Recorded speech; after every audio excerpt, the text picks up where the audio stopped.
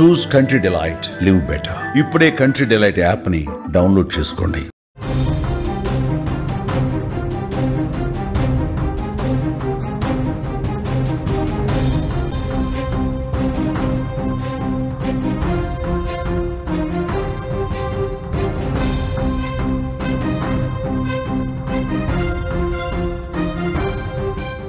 భద్రాచలం వద్ద గోదావరి వరద పెరుగుతోంది. మొదటి ప్రమాద హెచ్చరికను అధికారులు జారీ చేసినట్లుగా తెలుస్తోంది.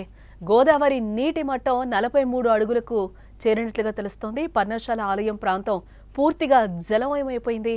దుమ్ముగూడెం చెర్ల రోడ్డు మార్గాలకు ముప్పు పొంచున్నట్లుగా తెలుస్తోంది. తాలిపేరు ప్రాజెక్టు గేట్లు అధికారులు ఎత్తివేశారు.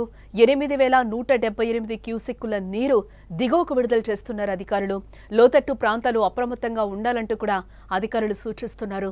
ఎగువన కురుస్తున్న భారీ వర్షాలతో గోదావరి నది ఉగ్రరూపం దాల్చింది.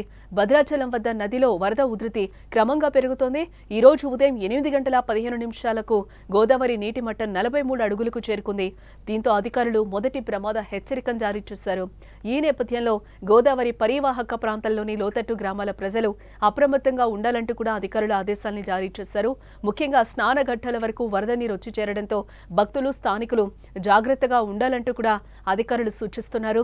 ప్రస్తుతం భద్రాచలంలో గోదావరి స్నానఘట్టాలు పూర్తిగా మునిగిపోయాయి. మొదటి ప్రమాద హెచ్చరిక దాటి ప్రవహిస్తే భద్రాచలం నుంచి దుమ్మగూడెం, చెర్ల మండలాలకు రాకపోకలు నిలిచిపోయే ప్రమాదం కూడా కనిపిస్తోంది. అంతేకాకుండా ఇటు ఆంధ్రప్రదేశ్లోని కూనవరం, విఆర్పురం, చింతూరు మండలాలకు కూడా రవాణా స్తంభించనుంది. ఇప్పటికే దుమ్మగూడెం మండలంలోని పర్ణశాల రామాలయం వద్ద ఉన్న సీతమ్మవారి నార చీరల ప్రాంతం సీతవాగు పొంగడంతో పూర్తిగా నీట మునిగాయవి. గత 3 రోజులుగా స్వామివారి సింహాసనం, నార చీరల ఆనవాళ్లు వరద నీటిలో మునిగిపోయినట్లుగా కూడా మనకి కనిపిస్తోంది. వరద పెరుగుతూ ఉండడంతో అధికారులు అప్రమత్తంగా ఉండి తాలిపేరు ప్రాజెక్టు 6 గేట్లను 3 అడుగుల మేర ఎత్తి 8,178 క్యూసెక్కుల వరద నీటిని దిగువకు విడుదల చేశారు. నదీ పరివాహక ప్రాంత ప్రజలు సురక్షిత ప్రాంతాలకు తరలి వెళ్లాలని అధికారులు సూచిస్తున్నారు.